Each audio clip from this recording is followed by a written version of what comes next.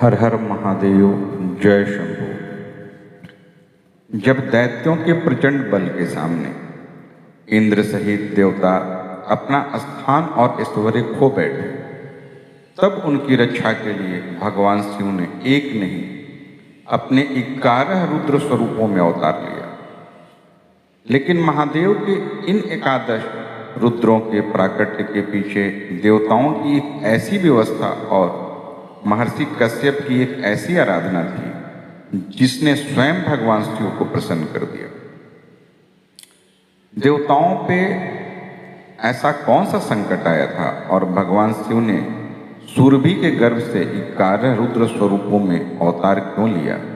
आइए विस्तार पूर्वक जानते हैं। बहुत प्राचीन काल की बात है। दैत्य अत्यंत बलवान हो गए थे और उन्होंने इंद्र आदि देवताओं को पराजित कर दिया। पराजय के बाद देवताओं को अपनी अमरावती छोड़नी पड़ी और वे निर्जन स्थानों में चले गए।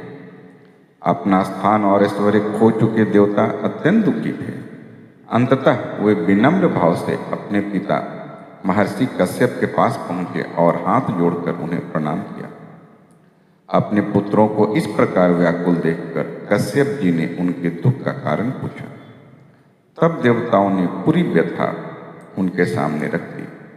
उन्होंने बताया कि दैत्यों ने उन्हें पराजित कर दिया है और वे अपना स्थान और ऐश्वर्य सब कुछ खो चुके हैं।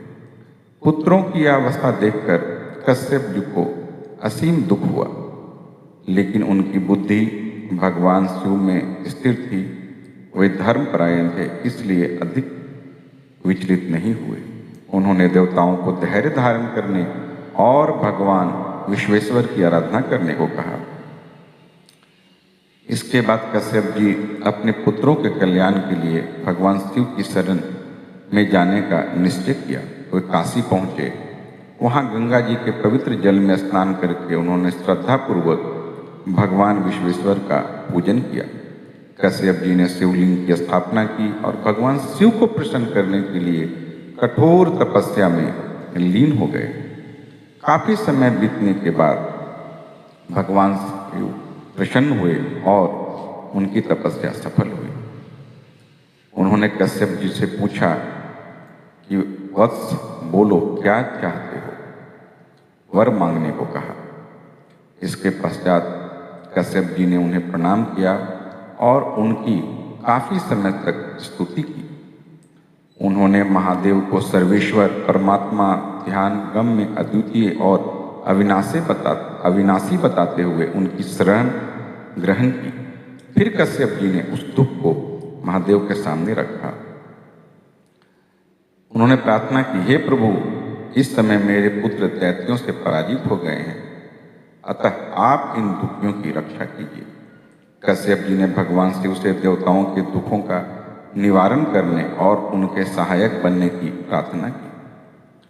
उन्होंने निवेदन किया कि भगवान विष्णु, ब्रह्मा सभी हमारी समस्या का समाधान करने में असमर्थ हैं। कृपया आप ही हमारे ऊपर कृपा करें। इसके बाद कश्यप जी ने भगवान से एक अत्यंत महत्वपूर्ण वर मांगा। उन्होंने भगवान शिव को अपने पुत्र रूप में अवतीर्ण हों और देवताओं को सहायक बनकर उनके दुखों का निवारण करे, ऐसी प्रार्थना की।